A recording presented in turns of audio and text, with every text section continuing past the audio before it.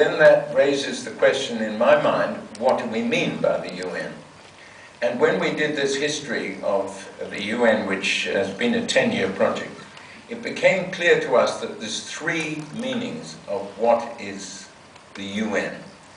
There's the meaning of the UN as a collection of governments, and much of which, when people say, well, the UN has failed in many of these areas, is saying that the Security Council, which is 15 governments meeting in the UN building in New York, have refused to take action.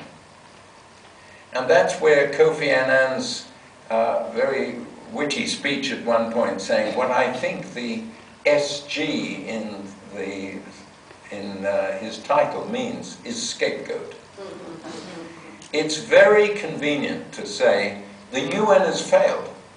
What it means is that the US, Russia or China cannot agree on action in the Security Council. Those are the three major powers. Often the UK is siding with the US.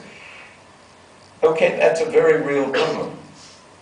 But it's one that needs to be seen as the failure. People said many times, why did the Security Council not stop Britain and the United States going into the Iraq War? You know, more than 1 million people marched, and probably many of us did too. Basically, the Security Council is 15 governments. What they do, what they don't do, with the veto power of the permanent five.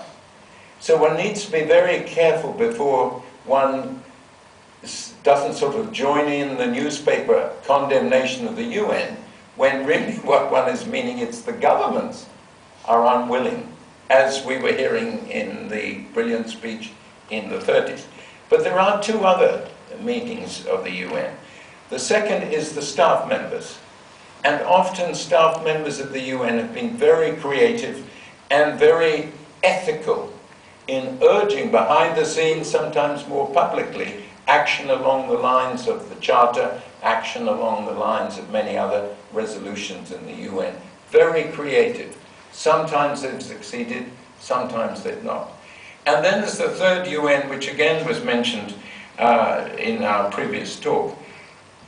The power we all have as NGOs, as members of civil society, or sometimes as professionals and experts, pressing the international community and institutions to act in certain ways.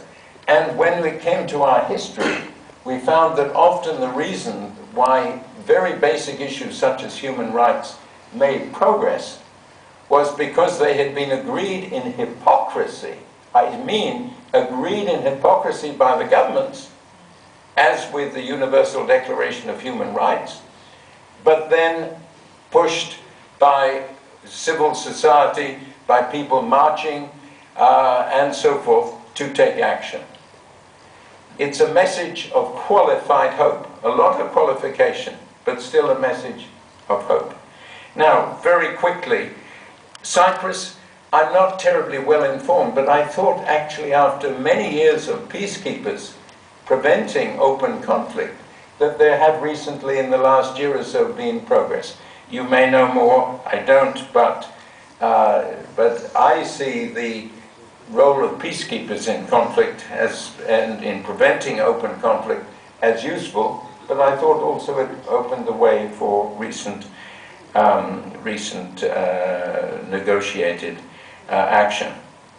Secondly, both questions dealt with Sri Lanka, a terrible tragedy, and not one to be condoned, particularly in groups like this. But when you say, what could the UN do?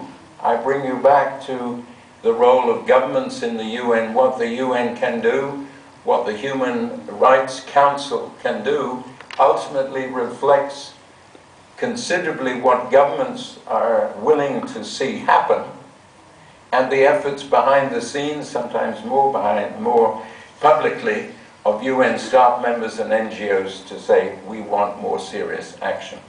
But that's why the responsibility to protect is an important step forward in ideas, but whether those ideas take hold depends enormously on the second and third UN. Thank you. 3 more questions.